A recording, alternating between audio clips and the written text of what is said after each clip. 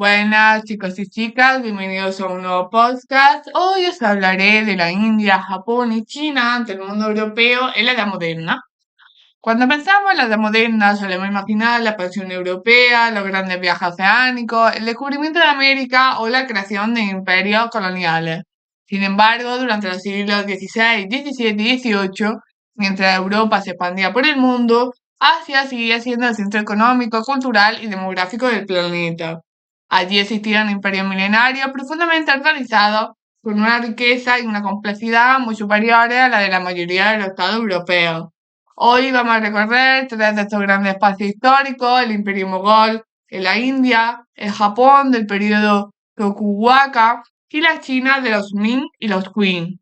Tres mundos con trayectorias muy diferentes que reaccionaron de forma desigual ante la llegada de Occidente y cuyos efectos siguen influyéndonos hoy en día.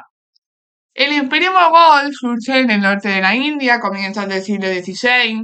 Su fundador, Babur, era un príncipe de origen turco-mongol, descendiente de Tamerlán y de Gengis Khan. En 1526 derrota a los sultanes del Delhi y establece un nuevo poder político que en pocas décadas se convertirá en uno de los imperios más ricos de toda la historia.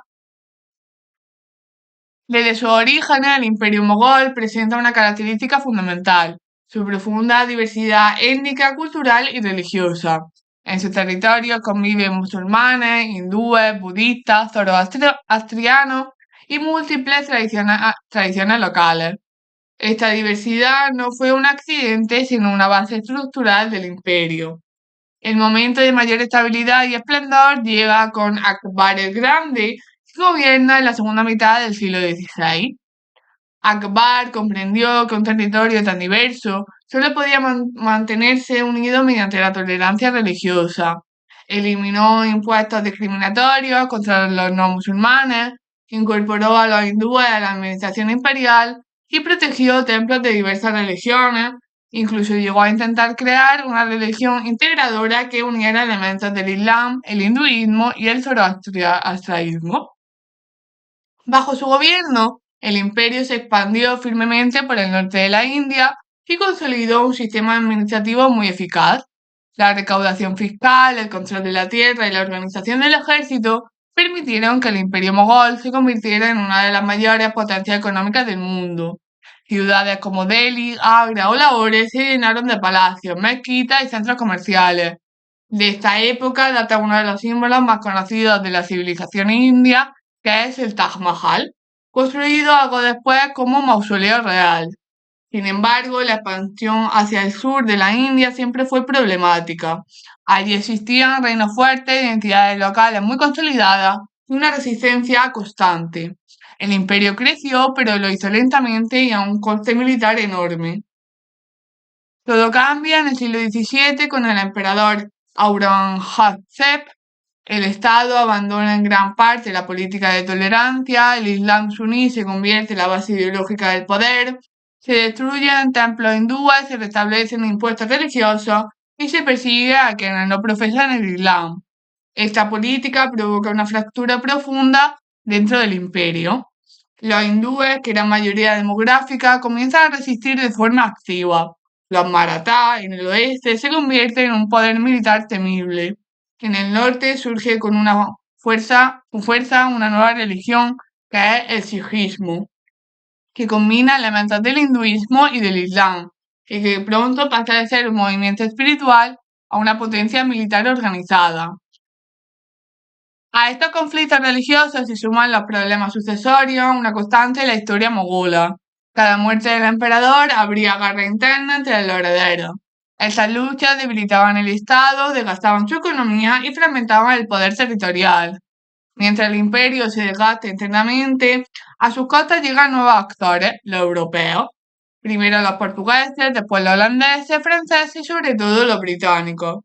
Al principio estos solo buscaban comerciar con las especias, las telas, el algodón y las piedras preciosas, pero a través de la Compañía Británica de las Indias Orientales, Inglaterra comienza a intervenir en la política local, aliándose con unos reinos contra otros, financiando ejércitos y aprovechando cada debilidad interna.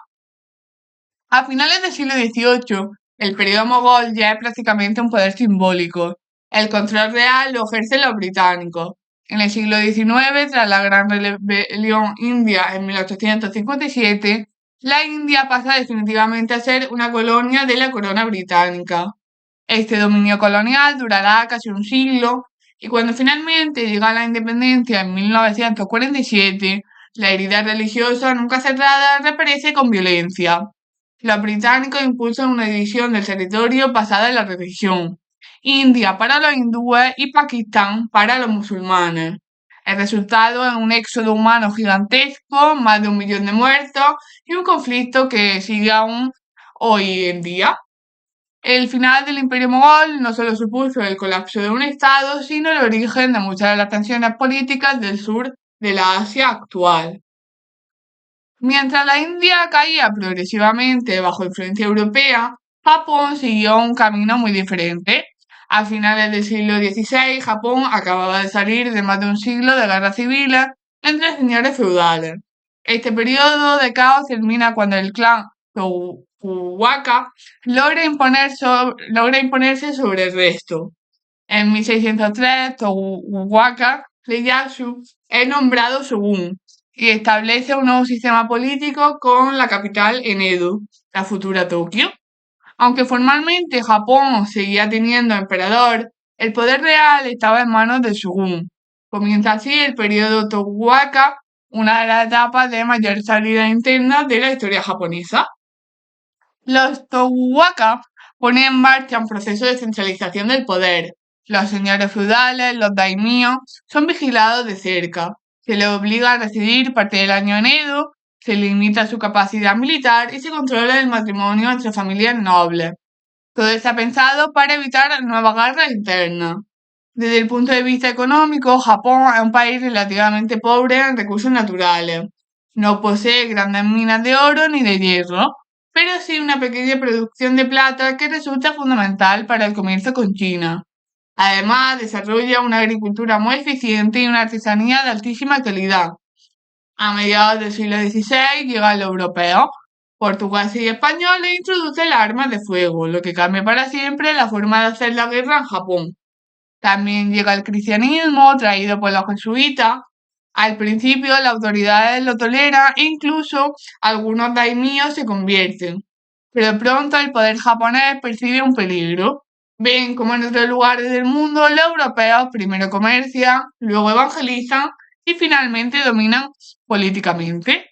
El cristianismo comienza a verse como una amenaza al orden social y político. La represión se vuelve dura. En 1597 se produce uno de los episodios más conocidos, que son los mártires de Nagasaki, donde sacerdotes y conversos japoneses son ejecutados públicamente. La persecución se intensifica durante el siglo XVII hasta erradicar casi por completo el cristianismo. Esto se puede ver muy bien en la película llamada El Silencio de Martin Scorsese. Finalmente, Japón Tokugawa decide cerrarse al mundo exterior. Se implanta la política del Sakoku, el aislamiento nacional, se expulsan misioneros, se prohíbe a los japoneses salir del país, se limita drásticamente el comercio exterior. Solo se permite un contacto mínimo con comerciantes chinos y holandeses en puertos muy controlados.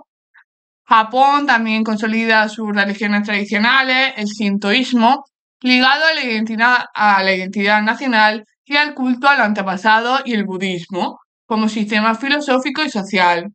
Durante más de 2 siglos, Japón vivirá prácticamente aislado, sin colonizaciones, sin grandes guerras internas y con un fuerte desarrollo cultural propio.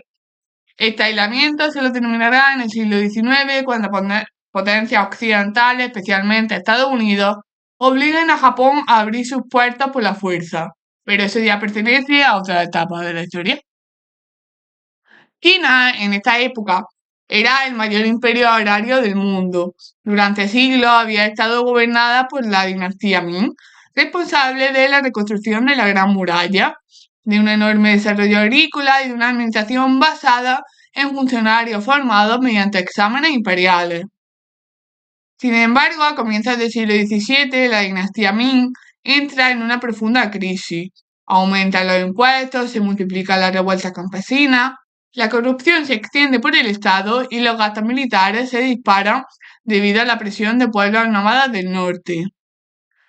En 1644, uno de estos pueblos, los manchúes, aprovecha la debilidad china entre Pekín y entra en Pekín y funda la dinastía Qing. Aunque son extranjeros, los Qing adoptan rápidamente la cultura china, sus instituciones y su sistema burocrático. Gobiernan China durante más de 2 siglos. La China de los Qing sigue siendo un imperio fundamentalmente agrario. La base de su economía es el cultivo del arroz en el sur y de trigo en el norte. La población crece de manera espectacular. Al mismo tiempo, las grandes ciudades del sur como Cantón, Nankín o Shanghái se convierten en centros comerciales de primer orden. La capital política se fija en el norte, en Pekín, que era el símbolo del poder imperial. Desde allí el emperador gobierna como el Hijo del Cielo, que era una figura sagrada y política al mismo tiempo. En sus relaciones con Europa, China mantiene una postura de superioridad cultural.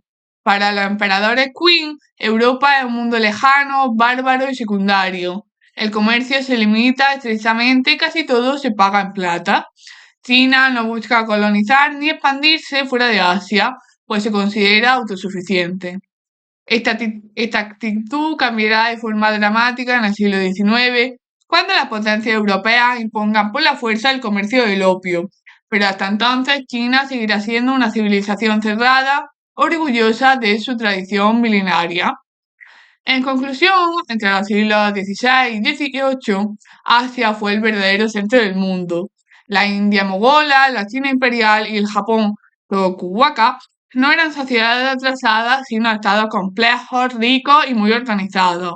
Frente a la llegada de Europa, cada uno adoptó una estrategia distinta. La India fue fragmentándose internamente hasta quedar dominada. China resistió desde su orgullo imperial sin adaptarse al nuevo orden mundial y Japón optó por cerrarse por completo para preservar su sistema. Tres respuestas distintas ante un mismo desafío histórico. Tres caminos que explican buena parte del mundo asiático actual. Y hasta aquí llega el podcast de hoy. Espero que os haya gustado y nos vemos en el siguiente. Chao.